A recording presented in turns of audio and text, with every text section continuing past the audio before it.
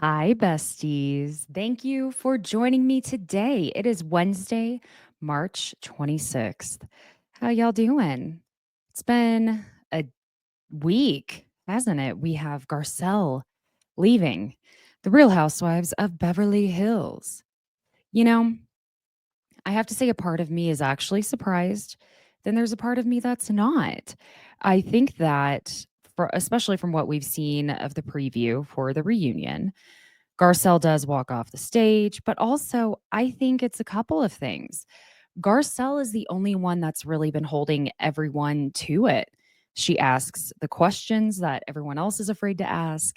She may not have the drama going on in her own life, but she keeps things moving.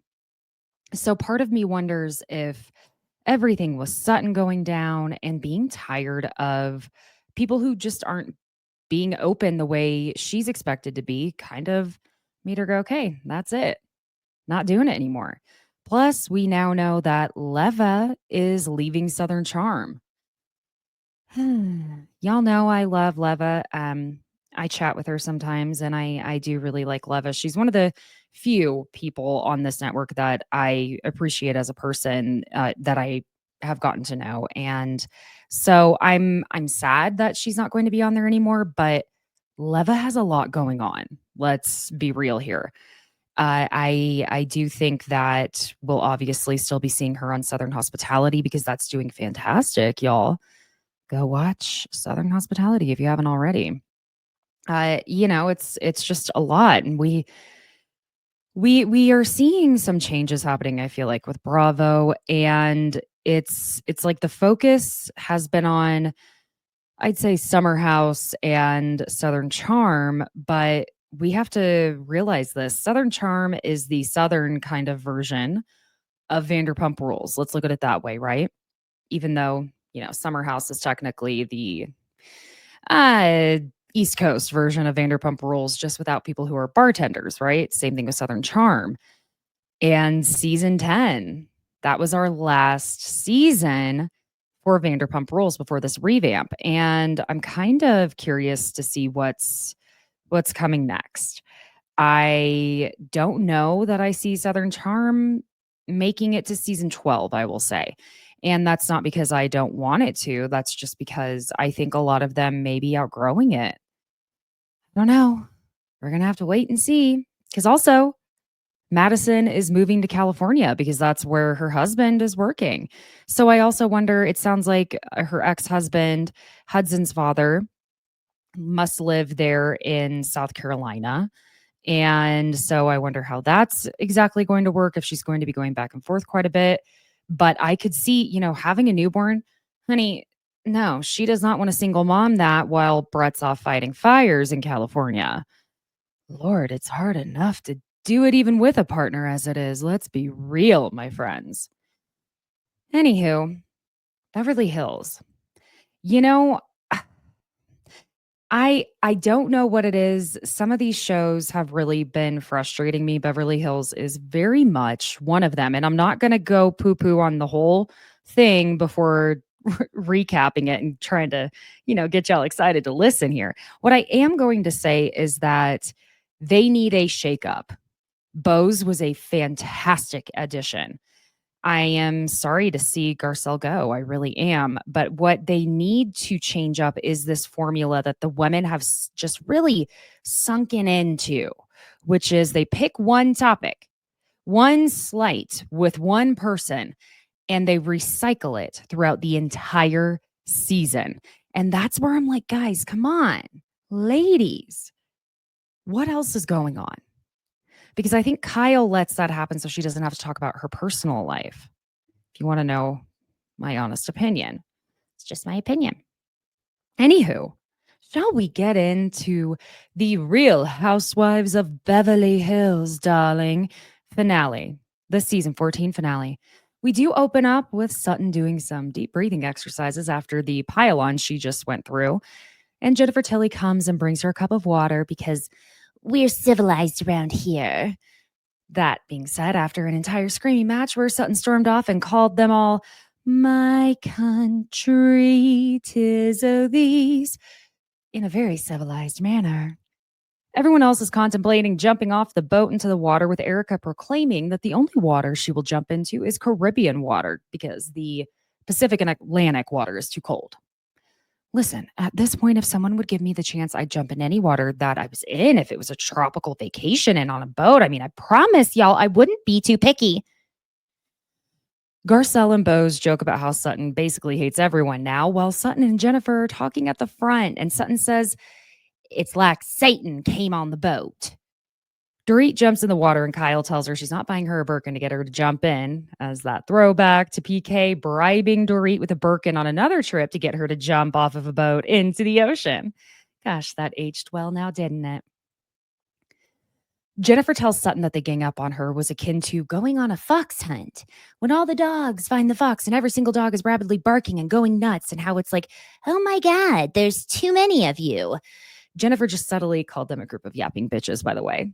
And Sutton tells her, look, that's how they fight. In confessional, Jennifer says that she's actually not surprised Erika is criticizing Sutton and that she can see both sides, but that because Sutton is her friend, she's going to have Sutton's back. That she's not going to go to Sutton and be like, yeah, you need to re-examine your behavior, little missy. Jennifer tells Sutton she's really kind of astonished at how much the girls don't like her. And gosh, Jennifer, way to twist that little knife, because Sutton's like, thanks a lot, Jennifer. Bose asks Garcelle how they're supposed to be a group of friends with two people who are so much on ice with each other, but Garcelle's just like, we'll see. We are back at the rooms where people are getting ready. And listen, Kathy Hilton and I do have something in common. I love me a bag of those original little Cheetos. Gosh, damn, why are Cheetos so good? Someone tell me. I know they're so bad for you. The ladies are all getting ready and or getting glam for dinner that is intended to be a celebration of Erika and Dorit's birthday. When Erika is getting glam, her makeup artist asks her if it's going to be awkward at dinner, and she just goes, probably. In confessional, Erika says, for the sake of sisterhood, I said everything I need to say on the boat and thought we could put it all out on the table, but I don't have any ill will towards Sutton. I just would like for her to acknowledge what's going on. Jennifer tells Sutton that it almost felt very rehearsed from Erika, and that it was like an attorney who was in court ready to defend their case with a list of points ready to be made. And the irony of her being, well, technically still married to a corrupt attorney, as Jennifer's saying this, but okay. In confessional, Jennifer says that she absolutely thinks there is an alliance between certain members of the group, and that when Erika and Dorit go after one person, they're saying things that dovetail together. We get the flashback of how they sort of tag teamed Sutton on the boat. And while they absolutely did get into that WWE ring and ganged up on Sutton, Sutton has done some things to earn that from both of them. Great. Now I can't stop picturing Erika and Dorit showing up ringside at a WWE match. Gosh, what would their wrestling names be? Dorit would probably be the Dior-inator. And Erika, we already know, the pretty mess. Just imagine like Sutton in the middle of the ring in her own version of like spandex. It'd be like a ballet look, I'm sure. With the mic, her spandex, talking shit on Erika and Dorit, just as they are running up to do a sneak attack behind her, and all you can see are blonde extensions flying everywhere. If I had to imagine it, you guys do too. Jennifer makes the point in her confessional that she believes that Dorit and Erika had a discussion beforehand to confront Sutton. And I absolutely believe that they did too, because that's what they do on these shows. But most definitely what they do on this franchise in particular, as it was unequivocally clear. Sutton and Garcelle had an off-camera conversation about confronting Kyle and her are they or aren't they friendship with Morgan Wade. I mean, it's what they do here. It's turned into Survivor, truly. And that's not really what we're looking for when we watch Housewives. Sutton goes in to chat with Garcelle while she's getting her own glam done, and Garcelle brings up that she wants to discuss how Kyle did not stand up for Sutton earlier on the boat. And Sutton says that the three of them had such a great weekend in Augusta together, Garcelle, Kyle, and Sutton. And she starts tearing up, saying, to be set back with Kyle. Like, I've had enough. I've never really had anyone come to me and say, I'd really like to apologize to you. And Sutton, I love you so much, baby. But the reason that seldom happens is because the moments that they come after you, you immediately go so below the belt that now you've shoved yourself into the corner that you must now apologize for what you said in your own retaliation of when they were out of line. Hey, it may not seem fair, but if you don't meet people at the level of energy they're bringing and you instead take that energy for too far, then no matter who started it all, you end up looking like the asshole, Sutton. That's just how it goes. I'm so sorry, my love. She tells Garcelle that they've been wanting to break her for years. And we get a montage of Erika, Kyle, Rinna, and Dorit coming for her over the years. And I have a lot of thoughts here. Okay. So while they have definitely come for her, she's come for them, and they've all done it in different ways. I think in the beginning of her time on the show, Sutton was just trying to find her place and her footing within the group. So it's excusable for her to a certain point. And Sutton hasn't fully learned how once a new season starts, the audience is coming in without the baggage they have in the year between filming the season before and now. So it's like the seasoned cast members, they know they need to come in behaving as though it's a completely fresh start. I mean, how many times do we start the first episode of the season in any and all franchises? It's a new beginning, a fresh start. We're setting intentions. It's a new thing. I mean, we never buy it because we know. We know. But at the same time, you got to at least play along with it just a tad. Okay. Now, all of that being said, they definitely picked Sutton apart in the beginning without enough cause. And now that she's lashed out back to them, it's turned into them all believing that it's Sutton's problem because they seem to have gotten amnesia so far as their own behavior in the past toward her. I also find it interesting that they didn't include the scene where Kyle had been clearly drinking as one of the ways they've been trying to break Sutton. And when Kyle was being incredibly overly aggressive physically with Sutton when the confrontation with Diana Jenkins was happening. God, I am just so glad we don't have Diana on the show anymore. I could not stand her. Don't even ask me all the reasons why, because I cannot start that. But I am proud of Kyle for choosing not to drink alcohol anymore after displaying that behavior. Let me say that. And I'll also say that if I were Sutton in that moment during that scene when she was grabbing at her arm, friends, I don't choose physical violence as my go-to. But if my quote unquote friend grabbed me multiple times in a way that it would be shocking if I didn't wake up with bruises, oh, ma'am, you and I are about to go take a long walk outside, or your fingers will not be clenching anything the same way again for a few weeks because you only touch me and grab me in that way to keep me out of danger. Am I about to accidentally walk in front of traffic? Is someone about to run me over? Am I about to run headfirst into a fire without realizing it? Then grab me. Do whatever you need to do then. But don't you dare, because I would not do that to you unless you are in danger. Okay? Gentle hands, just like I have to tell my toddler.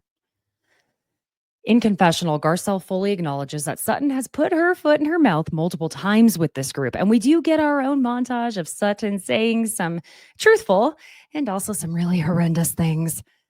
Garcelle says that when Sutton is angry, she feels as though she's being cornered and it's not good for anyone. And this is as we cut to a shot of Sutton walking off after telling Garcelle she doesn't know if she can do this dinner tonight. Yeah, I mean, I've said Sutton is like a little kitty cat when she's cornered. And I'm not talking about the cute one that's on her sweater. Jennifer asks Garcelle what happened with Sutton because she saw her storming off to the room, and Garcelle's telling Jennifer she was talking with her about how Kyle didn't have Sutton's back on the boat during the beatdown from Erika and Dorit.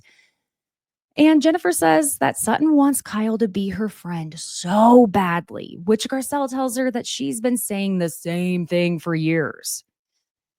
In confessional, Garcelle says that Kyle would rather be loyal to Erika and Dorit before she shows any loyalty to Sutton, but that Sutton refuses to see that Kyle is going to choose Erika and Dorit over her 9 times out of 10.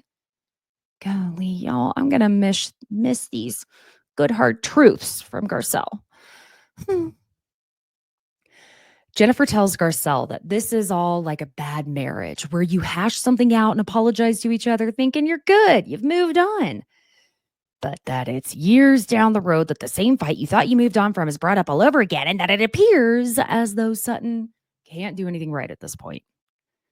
Love how everyone is so dressed up and cute, and Kathy, God bless our little Kathy Hilton, shows up in shorts, a t-shirt, and her battery-powered fan as her accessory. I mean, the only person I could see showing up with something like that would be Jennifer Tilly, and that would only be if Louis Vuitton had some sort of archival fan inspired art type of handbag. Garcelle and Jennifer go show up to Beau's, Dorit, Erika's little villa to meet up with all the ladies for dinner. And Jennifer lets them know that Sutton is needing some time to repair herself after a glitch in the matrix. Sorry, Sutton in the Matrix. My God. Could you imagine Sutton attempting to dodge those bullets? It's like Sutton's been trying to dodge bullets this whole time, but in fact, it's her also shooting bullets. And I don't think Sutton's back bends that way anymore. In confessional, Erika says, "So Sutton's not here because she got her feelings hurt? All I did was ask a question, Remember that? How you guys used to just ask me questions." Okay, yeah, but Erika, they were questions that needed to be asked in that moment, and you can't just revise and rewrite history to fit the narrative that you are completely innocent now. At the end of the day, your estranged husband, who, let's be very honest, you may have respected at that time, but married for financial security, was funding the entirety of your lifestyle with money from victims of unspeakably horrific events. And you still expect us to fully believe there was not a single kernel or poppy seed of question on a single solitary thing or moment in that entire 20 years you were married to Tom Girardi. Believe me right now when I say this. I am not saying I believe that Erika was fully aware, but I am saying that Erika is far too intelligent, shrewd, and perceptive to have missed every single possible thing that was going on around her. These women were associating with you professionally and personally, and they did need to ask questions to know if you were more involved. They needed to see your reaction, even if you couldn't speak on it publicly on camera. And this is not only because of public perception, but I personally would want to know if I even wanted to be in the same room with someone who would be okay with these absolutely vile injustices, let alone consider them a friend. So if you have a problem with the fact that any of them asked questions, then you are the problem at the end of the day, Erika, because at this point, you should understand why they asked you about things, and you should be angry with Tom if you are angry or feeling incensed in any way with anyone at all. Because these women would not have any questions to ask you if it weren't for what Tom did. Okay? Now, this is also me again saying, love you, Erika, but get a grip. We, the audience, have not forgotten as much as you would like for us to. And there would be something incredibly ignorant and stupid, which are two different things. Okay. Stupidity, not really your choice. You kind of just are stupid if you're stupid. Ignorance is a choice. Ignorance is the choice to be completely and totally uninformed. And we would all have to be both if we weren't asking questions, and those women would have to be the same two things at the same time if they weren't asking questions. So slow your roll, girly. Jennifer tells Erika that Sutton may feel that the confrontation on the boat was a coordinated group effort. Oh, Lord. Erika is going to act so offended and upset about this, which, in my opinion, is not giving anyone watching or anyone in the room enough credit to their own intelligence. See, I've been good with Erika this season. I've been loving it. And I do love Erika Jane. At the same time, she really bothered me in this episode because you're not going to actually think that we are dumb enough to believe that you and Dorit had zero conversation or any type of thing where you were like, You know what? I think I'm going to say something to her. You should. She's done enough. Yeah, Dorit, stop talking. I just said I think I'm going to say something to her. But you know what? I may just bring it up on the boat today. What the hell? It could have been that simple, but I don't believe that you two did not discuss it in some way, shape, or form. Okay. Anyway, Dorit and Erika, who coordinated this effort, let's start with that. Not Kyle or Bose, in my opinion. I don't think Kyle or Bose had anything to do with that. While I believe that Dorit is 75% justified in coming after Sutton and that Erika is about 10% justified at this point, with 5% of that being to defend Dorit, Erika needs to remember all the above reasons I listed for why she only has half a leg to stand on in being this offended that Sutton may think it was a coordinated effort. However, I do have to say here, I only heard Jennifer say it appeared to be a premeditated and coordinated plan of attack, and that Sutton slightly agreed, but more so just kind of took that in. So God bless Jennifer. I know you're doing your best. You're not used to this. Okay. I think this is a lot for Jennifer, and she's just trying to hang on for dear life. And I mean, who could blame her at this point? In confessional, Erika says that it's insulting that Sutton would think it was a coordinated effort on their part, saying, I observed something. I said it, bottom line, to her face. Now, the fact that your friend is upstairs stomping her feet and won't come to dinner, no one coordinated this. I don't need to rally the troops. I know what happened to me, and I know what happened to Kyle, and I know what is happening to Dorit. It is not a coordinated attack. It's my effing opinion. All right. Well, you may not have had a playbook out, but my God, again, how dumb do you think we are?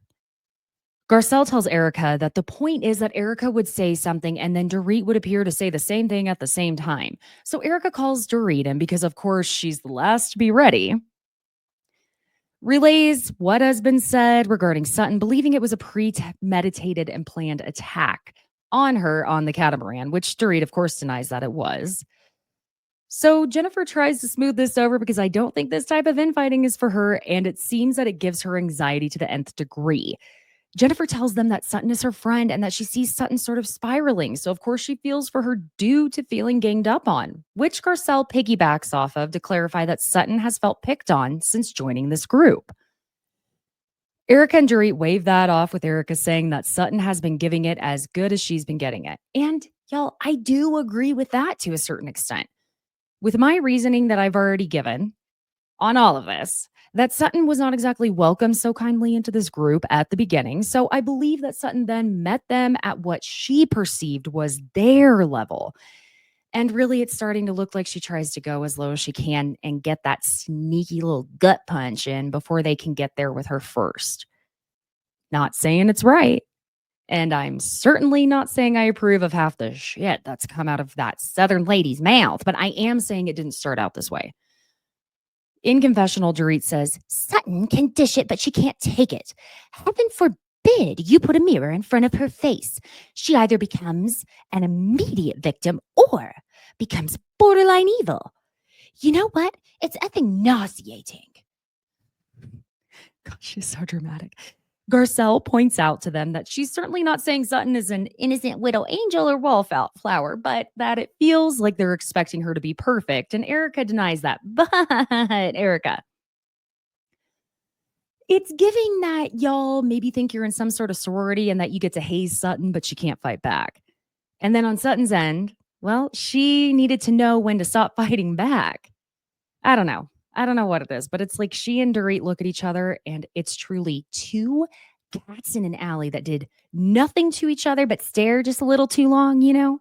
And they start doing that weird little cat garbly goobly talk that's like, you know what I mean? Although I feel like Dorit's would sound a bit more like meow, meow, meow, français meow, pederast me, meow. Meow, Italiana, meow. A global meow. A kitten of the world. Well, Sutton's will just be the same one over and over. Meow. Meow. Meow. Meow. Meow. I don't know if it's that I just have too much time on my hands, which I know I have no time on my hands, but that maybe I need to get out more. Welcome to my brain. It's just as frightening and I don't know, like a house of horrors and carnival of madness, as you would imagine. Garcelle points at Kyle and says that Sutton would like some blind loyalty from her, which we all knew Kyle was going to be like, from me? Kyle says that's bullshit because it was Erika's argument that had nothing to do with her and that it's not on her. In confessional, Kyle says, Jennifer and Garcelle, who are two of Sutton's closest friends, did not say one word on the boat. And now Garcelle is telling me that Sutton expects blind loyalty from me? Is everybody okay? What are you on? Okay, y'all have to admit that kind of was a very valid point from Kyle, except, yeah. Anyway, which Kyle very passively aggressively says nobody said anything in defense of Sutton on the boat. So it's a joke that they'd put that on Kyle and just brushes it off, saying, all right, we need to head on over to dinner. Let's go.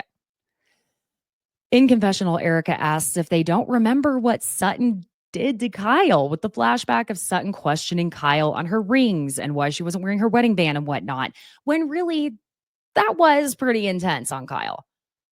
But y'all, Kyle would not be in this position of being interrogated constantly and called out constantly if she had not been demanding from the rooftops that everyone just be honest. And that's where it's hard to defend Kyle fully. But I do not care what some of y'all say or how many bad reviews you leave over this. I can't help it that I like Kyle. I don't always agree with our little doogie. And I think she digs her own holes for herself on more than one occasion. But I just like Kyle. Okay. I said it. I can't help it. And now we said it. As they're walking outside, Dorit tries to continue the discussion with Garcelle, clarifying that maybe consistent loyalty is, with Garcelle clarifying that maybe consistent loyalty is what Sutton is looking for, not just blind loyalty, as Garcelle had previously stated. They get to the beach and go to this cute little market, with Sutton making the decision finally to go ahead and go to dinner because she's not going to let them see that they are going to break her. Jennifer ends up buying Sutton a crystal bracelet that is intended to ward off negative energy. In confessional, Sutton proclaims that she will not be needing any type of crystal bracelet or armor because she has no intention of fighting tonight. Well, Sutton, as Jennifer Tilly would say, huh, huh, huh, huh. Jennifer tells Sutton that when she went to say hello to Bose before walking over, that when they walked in the room, they felt a little ambushed, right? As Erika is walking by them, pretending to do so in an innocent, I'm just perusing the stalls type of way. Jennifer continues by telling Sutton she let them know that it felt like a little bit of a coordinated effort against Sutton on the boat, which Sutton is clearly distressed over saying this and asks why she said this. Sutton, that was Jennifer kind of standing up for you. So Jennifer tells her that they were all just standing there staring at her with a question on their faces as to what was going on with Sutton and where she was. Y'all, clearly, I think Jennifer Tilly is someone who would fold in an interrogation room within 2 minutes. It would be a minute and a half. The cop would look at her and wouldn't even say anything at all. Just take a seat and maybe take a sip of their coffee. And then she would immediately be, okay, I helped her bury him, officer, but she killed him. Jennifer tells Sutton how they were saying she can dish it, but not take it. And Sutton is now not going to take that in because even though Jennifer's just relaying what the other ladies said about her, it also actually proves their point because Sutton's getting pissed at being told she can dish it, but not take it. And now she can't even take hearing that. Kyle walks up and tells Sutton that she heard Sutton's not, I assume she was about to say something along the lines of feeling good about the group, feeling like being there, not in a good place. But Sutton tells her that she's sorry, y'all don't understand, that I needed to get into a happy place, saying if everyone wants to talk about her, they can. Kyle lets her know it came up because Garcelle and Jennifer told her that she doesn't defend Sutton, which Sutton is now getting extremely defensive herself. And that's quite predictable that she would after the day she's had so far. So, to be fair. Sutton asks Kyle if she wants to sit down and do this tonight. Very exasperated by the whole thing. But Kyle says she doesn't even want to do this at all. But that Erika's issue with Sutton today was that she feels that Sutton goes after people when they're in their lowest moments. And I feel as though if we take Erika out of the equation and the questions Sutton was asking, then yes, that's easier to say. But we can't. I've already gone over this. This is why I'm saying I get frustrated with Beverly Hills, because you end up having to repeat the same things over and over and over and over because they keep repeating things over and over and over and over, much like Sutton does when she picks a phrase. And we will get to that. But that causes Sutton to ask Kyle if she thinks that's true, that she goes after people in their lowest moments. And Kyle tries to keep talking, but Sutton wants her to answer the question. And the problem is, Kyle, you can't just say this and then not confirm or deny if you agree with the statement until you get to finish your full sentence, because now Sutton's anxiety, she's heard it. She heard what you said, and it's clear that that anxiety has peaked immediately, and she needs to hear that you don't agree with the negative thing being said before she can hear anything else. Is it annoying AF that Sutton turns into a wind-up doll and doesn't stop repeating the same chant over and over until she gets the answer she wants? Hell yeah.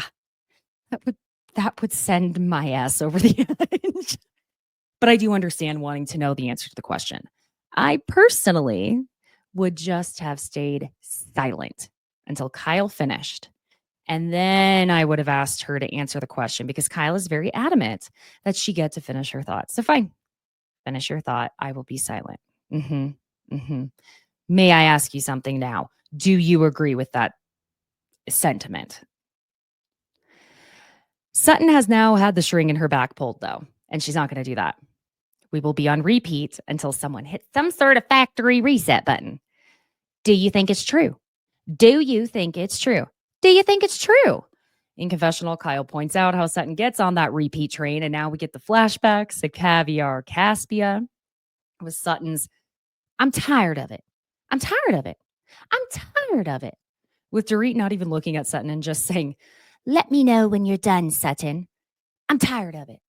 It's almost like, it feels like the way Sutton will do it, it's almost like an actor trying to figure out how to deliver a very short line. And so they look in the mirror and they practice all the different ways. Here's the copy of that report, sir. Here's the copy of that report, sir. Here's the copy of that report, sir. Here's the copy of that report, sir. It's like, if that were the line.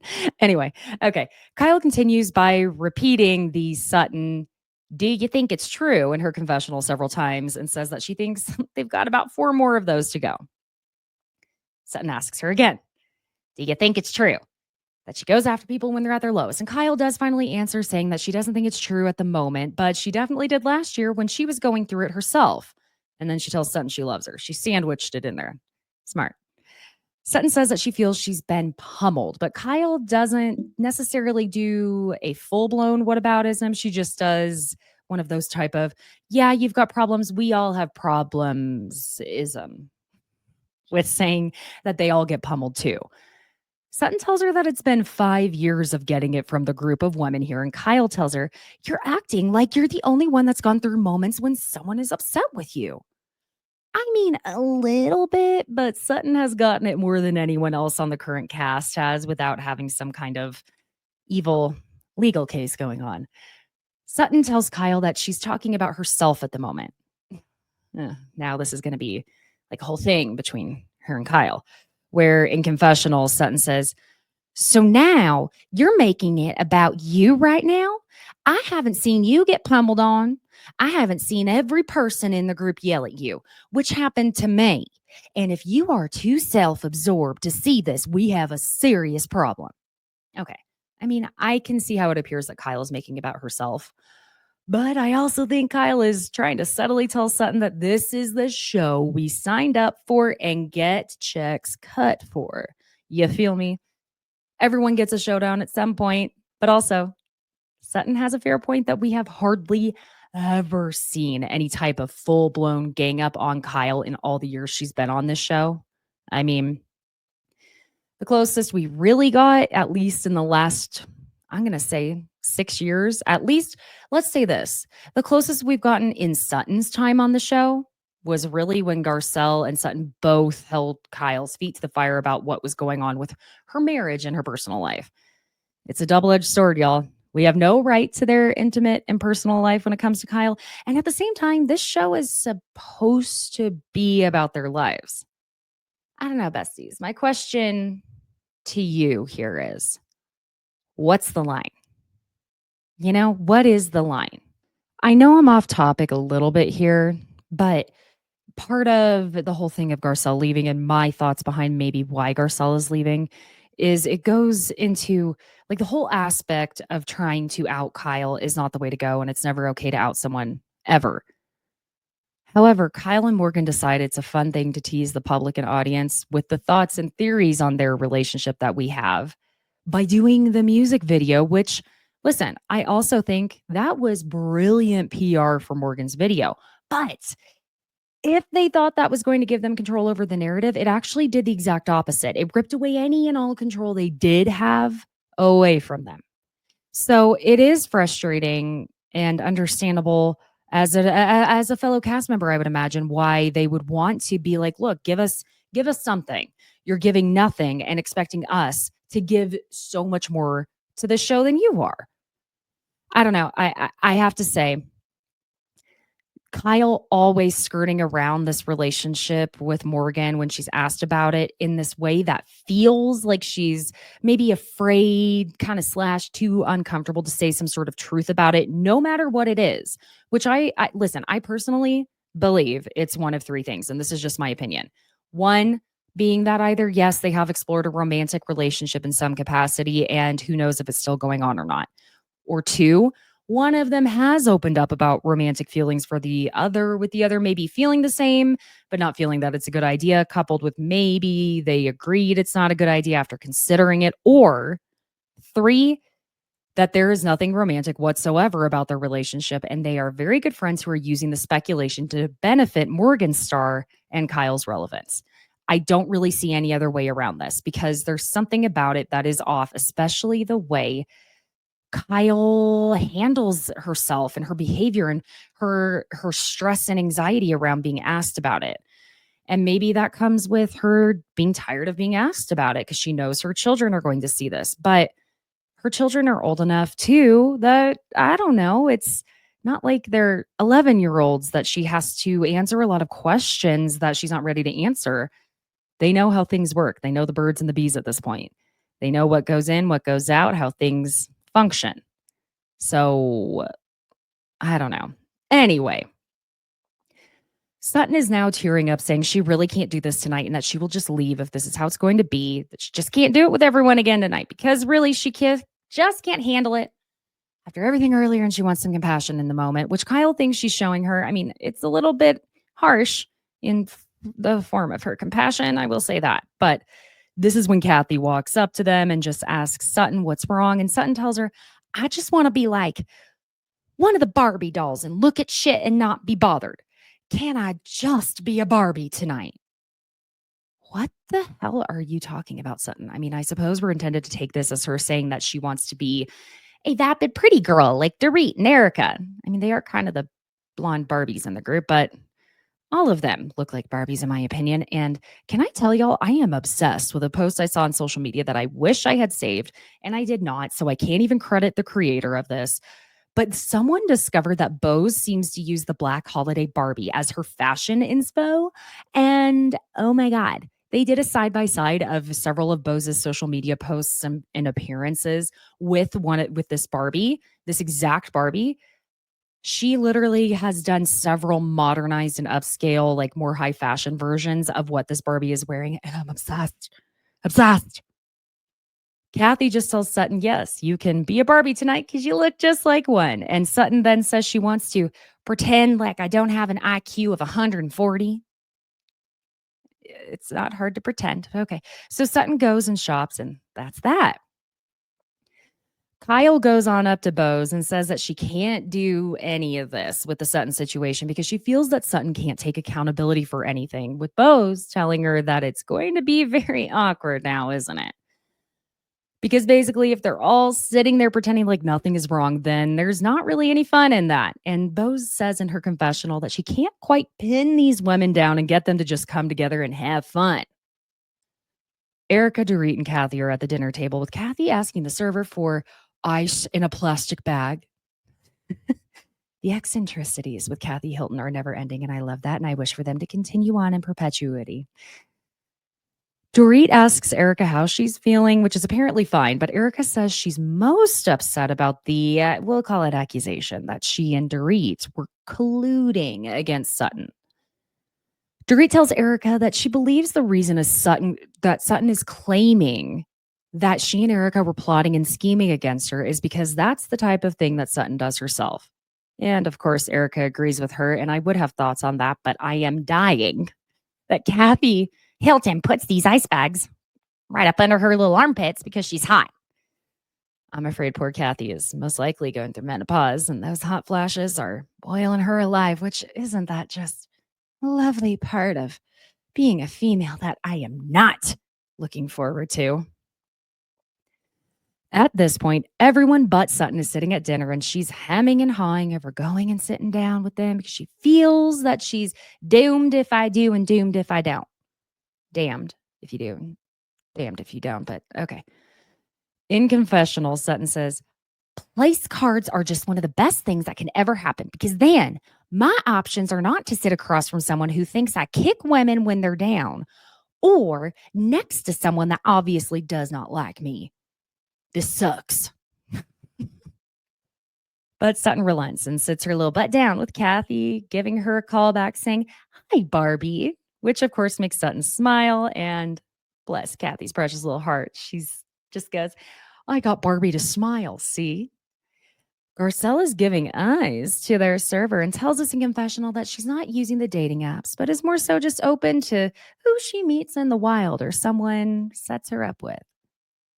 Now it's a very awkward silence after Kathy gets up to go to the bathroom, and dear Lord, when Kathy comes back, she's wearing a different outfit, and Garcelle just goes, costume change. Kathy leans over to her and says, I have a little secret. I tinkled in my shorts. Kathy. I can't.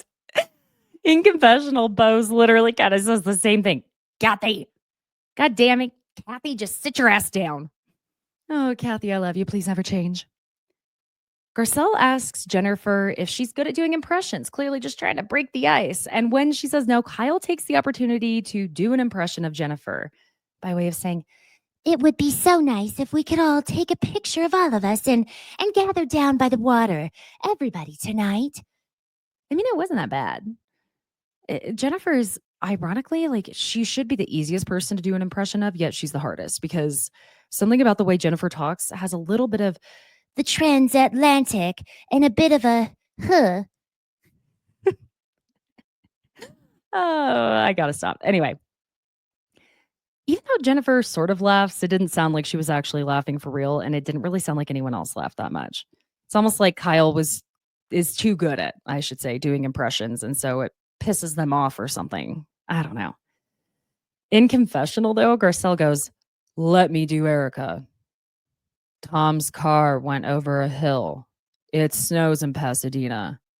And oh yeah, I'm gonna come for you, bitch. Garcelle, I feel like you didn't have your heart in it. And now this entire little fun, let's break the tension impersonation game is going to come to a screeching, crashing halt with more tumbling than Tom Girardi after his eye surgery when he rolled down the mountain in his car and it was snowing in Pasadena. Jennifer tries to join in on the fun, doing Sutton, just saying, Sutton, no ma'am, no ma'am. And that's when Dorit and Erika see their opportunity to drag Sutton. Dorit, girl, don't do the impressions. Oh my God. I spent a lot of time thinking about this. With Erika going, y'all listen up, okay, y'all? Sutton's pissed. They're all talking over each other, but Sutton's pissed. Because Sutton's now going, nobody talks like this, okay? Nobody talks like that. Okay. now silent, with everyone just sharing looks as though Sutton is the one being an asshole, when in all honesty and reality, it was Erika and Dorit tag teaming Sutton once again. In confessional, Jennifer is just saying she wants everyone to stop and that she doesn't want to be here because clearly she can see this is all about to turn into like a whole thing. Erika is not going to heed the warning of Sutton mocking them, mocking her back to them, because she keeps going, saying, Y'all are not going to mock me tonight. I'm not going to do it no more. Sutton doesn't talk like a hick. Jeez. Now it's Sutton saying to her, I said nobody's gonna talk like that, okay? No, ma'am. Nobody's gonna talk like that. God. She's talking over Erika, who's still mocking her, saying, I've had it. I'm defensive and I'm not gonna do it. In confessional, Kyle says that Sutton is really bringing a negative energy to this, and that because it's Erika and Dorit's birthday, she was hoping they can ignore Sutton and enjoy themselves, but that once again, Sutton wants this to be about her. I'm sorry, excuse me, Kyle, but it was Erika and Dorit who jumped in on being assholes, mocking Sutton with this one. And have we learned nothing? After so many years of hearing Stassi Schroeder say, it's my birthday, as her excuse for being an asshole in the moment, that the birthday excuse is no excuse to be a dick. Have we not learned that? Apparently not. Now the servers start singing happy birthday and bring out cakes to Erika and Dorit with their faces on it. And their version of happy birthday is cute, with getting some tonight. I don't even know why the tune won't come into my head. All right, whatever. Sutton is just sitting in the corner glaring at all of this and says she doesn't even want a piece of cake and that she's about to go to bed, which brings everyone to just go to bed themselves. Ma'am, being pissed at Erika and Dorit doesn't mean that you have to deprive yourself of a birthday cake piece. Nobody could piss me off enough to say I don't want a piece of cake. In confessional, Sutton says she did the boat, did all the things, and she's done because she's tired of getting kicked by these women. The next day, Bose and Sutton are going to go do their own little activity, making chocolates. And, they learn that the beans for the chocolate beans are high in magnesium, which is apparently possible to be used as an aphrodisiac. Oh, I had no idea that magnesium could do that, but okie dokie, good to know. People say to take magnesium to help with cramps and if you can't poop. You're welcome, friends. Everybody poops. And if you can't, magnesium should help. In confessional, Bose says that she feels that Sutton views her as being Team Dorit and no one else. Well, also probably, Bose, because you have been the most adamantly on Dorit's side, aside from Erika, and you shut Sutton down a lot. So I'm not saying that Bose should be Team Sutton even 30% of the time, but I am saying that, yes, it does appear at this point that you are purely Team Dorit. Then Sutton takes a full bite of butter, thinking it's white chocolate. Oh my God, y'all, can I tell you? This is something my son does on purpose, though. He will ask, sorry, still makes me laugh. And it's like, ew. He will come up to me and go, Mama, can I have just a little bit of butter? I'm like, you want a chunk of butter? Do you know what he has decided one of his favorite snacks is? Don't even ask me how we got to this point. I am begging you, because I did not come up with this. I swear on my life, I don't know who did. He loves a graham cracker sandwich. But what is inside of the graham cracker sandwich? No, that's not what you would assume, which would be, chocolate and marshmallow, that little thing we call s'mores, or even peanut butter, or even just jelly. He wants butter. That is his graham cracker sandwich. Kyle, Garcelle, and Jennifer go to the beach club, and Jennifer is just too cute and quirky, saying, Gosh, you guys, my life is just so fabulous. In the most fabulous sunglasses. I want those sunglasses, but how do I feel like they're probably Altamoda. and I could probably never get them or afford them, so fine. She's going to order 2 things. Don't judge me. Honey, I am not judging you at all. You enjoy that food. You are on vacay, and even if you're not on vacay, you enjoy it. Thirst traps that were supposed to be taken on this trip are brought up, and Jennifer concludes that Instagram likes nipples because she has almost 100,000 likes on hers. The previous day and night are brought up, with Kyle saying that the three of them sitting there are the closest with Sutton. So bear that in mind while she's speaking on all of this, because she wants them to also consider her perspective. In confessional, Kyle says that she thinks everyone wants to blame her for everything. But when you put it in perspective that the two of them sitting there, they didn't say anything to defend Sutton either. Well, she's right. I agree with her on that aspect. I also think what Kyle is kind of missing here is the point of what they're trying to tell her, which is that for whatever reason that is inexplicable to them, Sutton puts so much on her friendship with Kyle, and it means so much more to her what Kyle does or does not do.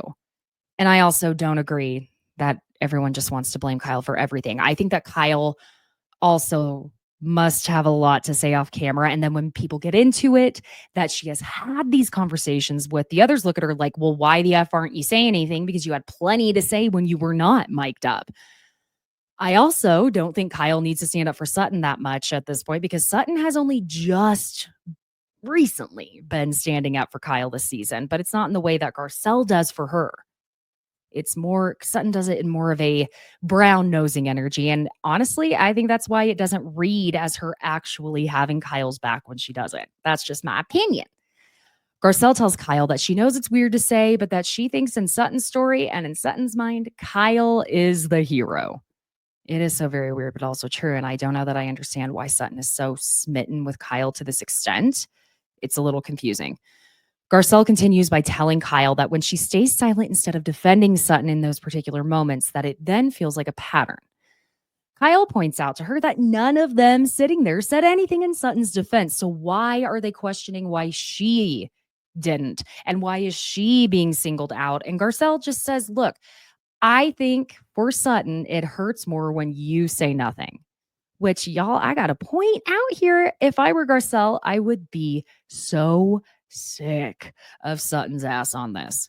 Garcelle has had Sutton's back relentlessly, with the one exception of the catamaran. And the irony is that we haven't even heard Sutton notice Garcelle was quiet at all. We have not heard Sutton notice that Garcelle was quiet. Period. I think, sadly, that's pretty much everything Garcelle needs to know. It would have been bad enough if Sutton pointed out the one time Garcelle did not have her back, but then to not even notice it the one time she didn't. I don't know. I do also feel that it was Garcelle being the one to point out that Kyle didn't have Sutton's back more than Sutton was really saying that. Once again, just like the coordinated effort, this as well. And I have to be fair that if I were Garcelle, I would also have to be pointing that out, because if it was me continuously supporting and backing Sutton, who, by the way, pretty much never has Garcelle's back, I can't even think of a time that Sutton really has had Garcelle's back. I mean, that doesn't mean she hasn't. I could be forgetting something, but man, no. If I were Garcelle, I'd be pointing that out, so I can't really fault her on it. Like, at all. In confessional, Garcelle says that she and Sutton have a really great friendship, but that the standards for Kyle with Sutton are different than the standards for everyone else. And that the other night at dinner, when Garcelle brought up Morgan, that Sutton chose Kyle over her. So now it's time for Garcelle to make the decision on whether this Kyle effect with Sutton will in turn affect her friendship with Sutton. And she follows that up by saying, and you know what? It's something that I have to think about. Now Garcelle tells Kyle that she feels that they're all talking around an issue, which is feeling like, oh my God, are you about to bring Morgan up again? Are you, Garcelle? Let's not. But Garcelle brings up Bo seeing Mauricio and texting Kyle about it. And essentially what I think Garcelle is asking Kyle is, what is happening with this separation? It feels like you're not being fully open and honest about this, even though Mauricio has been seen out and about many times with different women, and even photographed. Like, come on, you got to give us something. Like I said, I think this is where Garcelle is saying, Kyle, you shut down the Morgan stuff, fine, but you got to talk about something. This can't all be about the friendships and who's having who's back when they won't have yours against them when you've got some real shit going on in your life. It's time to talk, girl. But Kyle tells her that she doesn't see the benefit in going through with a divorce. And Garcelle questions Kyle seeing the benefit in getting information and clarifies she means on the financial end of things. Jennifer tells them that she's had many friends who were married to wealthy men, Sutton included, and that even with the nicest people, once they get an attorney, that attorney takes over, does their job, and starts lining things up. So she warns Kyle, look, just be aware. And Jennifer goes on to tell them that when she was divorcing her husband, her first husband, they had a total of $700,000 in the bank. Oh my gosh, what must that be like? And he offered Jennifer $350,000, which all things considered at that moment, you're like, oh, that seems fair. However, she tells them that someone said she needed to get a lawyer and that because of that, she got a piece of The Simpsons. I mean, whoever told her that, I think Jennifer owes them a little percentage. But Jennifer goes, hello, I'm not buying diamonds on Chucky money. The Chucky money pays for my snacks. oh, wouldn't that be lovely? Sutton and Bose wrap up making chocolates, and while they're in the freezer, the two of them sit to go have a little chat. Bose is asking Sutton her thoughts on the previous night, and Sutton's telling her that she loves the Jackie Kennedy quote, "If I told you my thoughts, they wouldn't be my thoughts anymore." Sutton says she heard what the women said, with Bose questioning if she's saying that she had any agreement or disagreement, and essentially that she's taking it that Sutton is just saying that she heard what they said. Sutton tells her that they've had lots of discussions that she and Erika have been getting along with no animosity and that the whole thing felt like it came out of nowhere. It kind of did on Erika's end because yeah, it did. I think this show is exhausting me that they rehash, like I said, the same thing over and over and over. Bose tells Sutton that she's heard Erika bring it up before and thought that it was actually a good thing that Erika was finally airing that out, and that this is after we get the flashbacks of Erika bringing up Sutton coming for Dorit, herself, and Kyle. Then, you know what? Sutton, I'll give you this one. She makes a very good and valid point that both Dorit and Kyle had asked their own questions of Erika, and she brings up PK and Mo making fun of Erika's storied monologue about Tom and it's snowing in Pasadena. I mean, yeah, Sutton points out the double standards with everyone. In confessional, Sutton says that she feels with Bose being new to the group that she needs to give her more context to the history of these relationships. And y'all, let us not forget that it was presented to us as Sutton being the one who was bringing Bose in as her friend, integrating her into this group and filming. Sutton continues on in her confessional saying that Kyle and Erika have an allegiance to each other and that if one of them does the other wrong, they forgive each other quickly and move on. Meanwhile, over in Erika and Dorit's villa, the previous night is once again brought up. God damn, it's just circling the drain. Dorit is telling Erika that Sutton is not consistently a bitch. She's not consistently mean-spirited. She's not. Erika says that's what makes it so confusing, and Dorit agrees that she does want to try to move forward, and Erika's agreeing with that Sutton can be a lot of fun, and that it's why she felt that she was asked to bring her thoughts to the table and how it wasn't fair that Sutton then turned it into making herself a victim. In confessional, Dorit says, my problem with Sutton is that even when she's apologizing, it's performative. I feel that there's a sucker punch coming right around the corner. And we have the flashbacks of Sutton apologizing at dinner that night. And then the next day when Sutton said, no, I'm good. I don't want to move forward. But Dorit, that was after there was a pile on her. And I'm not on Sutton's side in this. I don't get why Sutton has been coming for Dorit so hard. But come on. Then Dorit continues saying, Sutton is lacking sincerity, but now it's gotten to a degree where I don't trust most of the things that come out of her mouth. Erika and Dorit agree they will not be letting Sutton drain their happiness. Back over to Sutton and Bose. Sutton says the most Southern lady thing she could truly say when she tells Bose, I had a come to Jesus moment. And Bose is like, with yourself or with them? It was you and Jesus having this meeting. How's he doing? How's Jesus? And Sutton says, we're good. It was a me and Jesus moment. Sutton then says that she had to remember what both of these girls, as in Erika and Dorit, are going through, and then adds, then look at my life and how that must be hard to look at me. Bose is like, oh my God. Sutton, really? Because Bose just goes, oh, girl. Sutton says it means that she needs to take care better. And Bose is trying to sell Sutton that it sounds as though Sutton is saying she believes she's above Erika and Dorit, but Sutton denies that, saying, no, it means that I need to care better. What does that exactly mean, Sutton? Is it that you need to pay closer attention to what you do or say that may hurt them? Because if that's the case, then the wallet comment is extra awful. It's very, okay. I understand Southern, but this was weird. But Sutton then says that she feels that Kyle's allegiance will always go to Erika and Dorit. We split screens over to Erika and Dorit, where Erika is saying she's really pissed at Miss Jennifer Tilly saying that she felt that it was coordinated. Again, y'all truly are going to be that offended that anyone would think you had a conversation together beforehand about confronting Sutton? Again, it's not like it was being said that they had a playbook out and you were plotting the exact moment and location of a Sutton takedown, but you can't expect us to believe y'all didn't have a conversation just like the one you're having right now. And it may have been so simple as, you know what? I'm going to say something to her. I feel like I'm constantly repeating myself almost as much as they do, and especially as much as Sutton does. Everyone's getting ready for the carnival event, and they will be wearing barely anything. God bless. Dorit's glam guy can twerk, honey. And Dorit looks about the same as I do when I try to twerk.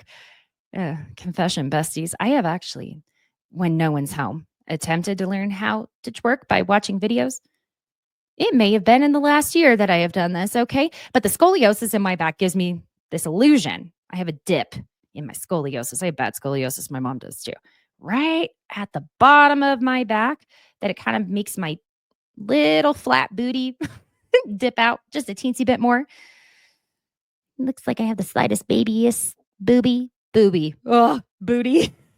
But not really. And it's even worse when I fight against the scoliosis and tuck my hips under. But no, I throw my back out when I try to twerk, and it hurts for days. And nothing moves the way it's supposed to when I try. It's not fair. I want to be cool. They all meet up in their costumes, and it turns out that Bose had a whole team of people making them these fabulous costumes all day. Jennifer Tilly, she says she feels like a native Saint Lucian bird called the auk, and that as the auk, I go, auk, auk, auk. I love that Kathy is in a rhinestone Mew Mew because it's perfect, on brand, and appropriate. Cracks me up how none of them can get through any doorways with these feathered wings either. They're all going to go sit at dinner dressed this way. And honey, you could not pay me to sit down in front of anyone dressed like that, because the rolls would be rolling like the hills, honey. And it is their last night here in Saint Lucia. Erika says she has a question because she heard about how she and Dorit are being accused of planning something on the boat and wants to know who said it. Oh, Jennifer, you know, her little heart's just beating so fast. You know, that kind of like feeling throughout your body. You know Jennifer's having that. She takes a big old swig of her wine as Erika is asking if it was Jennifer or Garcelle who said this.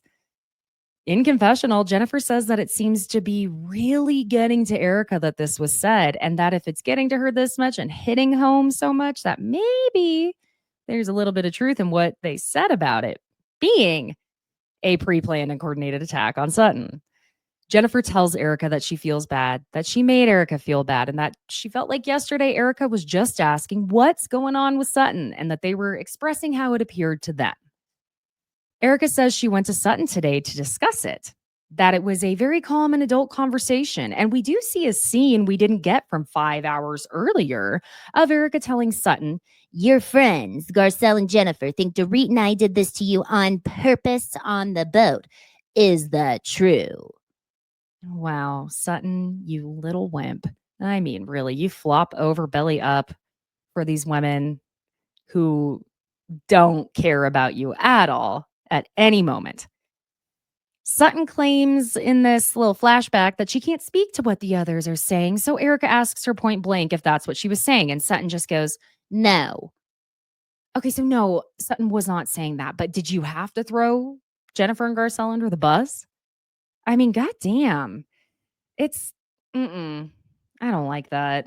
I don't. I don't like that, Sutton, at all. Nope. Nope, nope, nope. But back to the present. Erika says that because of the history between her and Sutton, she wants to move forward and that her opinion is her own. But Kathy Hilton, my God, she starts trying to interject some because she has something she wants to say.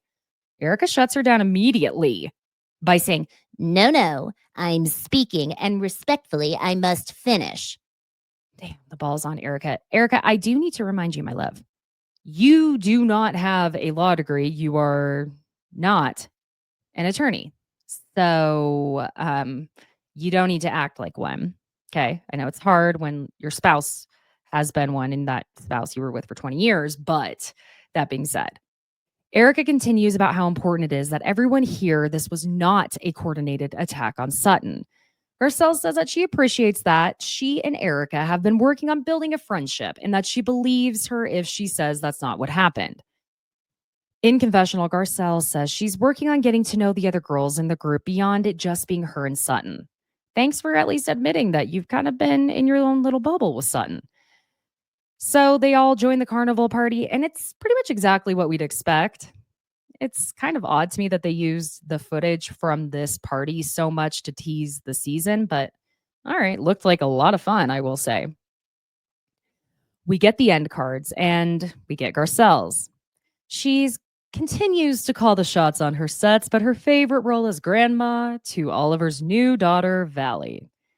Then we get Bose with her end card saying she has started her fertility journey with Keely, choosing the natural route to start.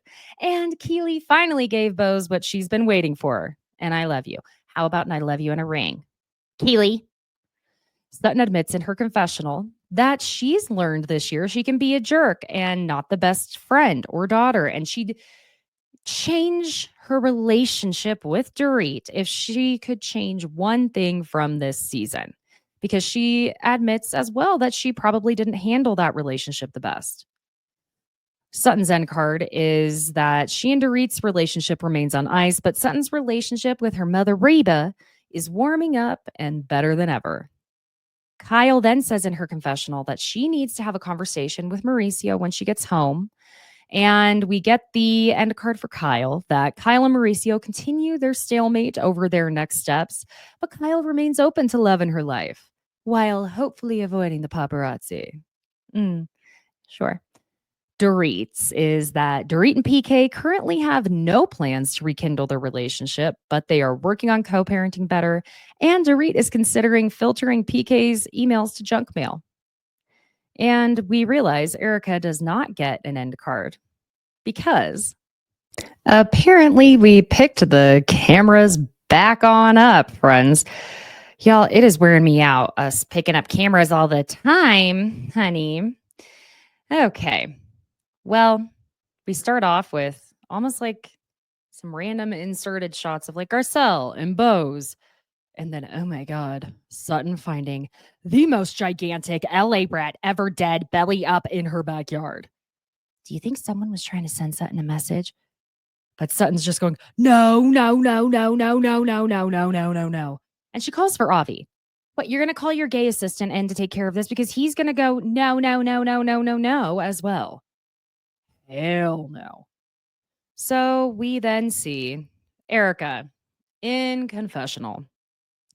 She says on August 27th, Tom Girardi, my husband, was found guilty of embezzlement. She says no one saw this coming, at least before all of this happened, and that he was so loved and respected, and that this is how his story ended. She also says she doesn't know that she'll ever get over that.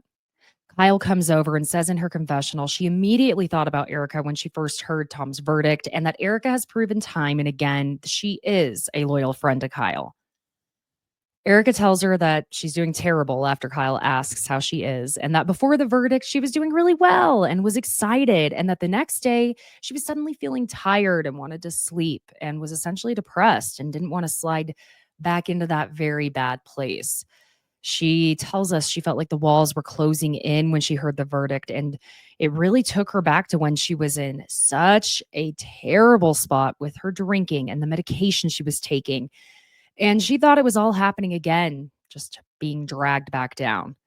Erika tells Kyle that he was convicted on multiple counts of wire fraud, which is like 80 years or so. But then she tells Kyle, that guy doesn't have 80 days.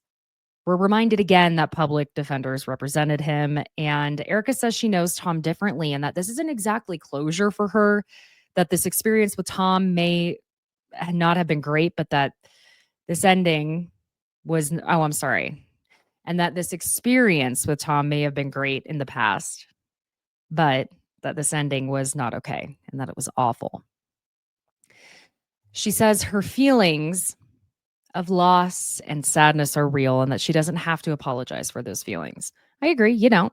That's you are allowed to feel how you feel because it does sound like you knew Tom as a totally different person. I'll say that. In confessional, Erika says she loved Tom very much and still does, and that she had a great experience with him, had some great experiences, I should say, and some not so great. And they both agree, both her and Kyle, that they have a unique opportunity to be different and new versions of themselves. We now get Erika's end card that says Erika still hasn't spoken to Tom since the verdict, but her career continues to rise as she reprised the role of Roxy Hart on Broadway and has booked a headline the Mighty Hoopla Festival. Sorry. Interesting. In London this summer. I guess it was a good thing for Erika that Ariana Madix is no longer on Broadway doing her thing because we're just going to stick with Bravo stars on Broadway, I guess. We conclude the season with Kyle and Erika agreeing that the world is their oyster at this point. Now, the reunion is looking like there was so much more happening in the reunion than happened this entire season, if you want to know my honest opinion. But again, just me. That's my opinion. All right, besties. Thank you again for joining me. Wherever you are listening on audio, please leave a 5-star review and a comment why you love the show. Tell your Bravo besties about Besties by Bravo. Help the show. How else can I say it? If you're here watching on YouTube, hit the like button and subscribe. I'm so glad you're here. And please go ahead and join the conversation. Talk with each other. Share your opinions. Also, be sure and follow me on Instagram and TikTok at Besties by Caitlin, spelled Caitlin. And that is also how you can find me on YouTube if you would like to subscribe and get the video podcasts. Check out the Pop Culture Besties Etsy merch shop with designs, all designed by yours truly. Okay, besties, I will see you tomorrow for a recap of Summer House, which that mid-season trailer is looking good, I shall say. Oh, yeah, I forgot to tell y'all, I did go. It's been a day here.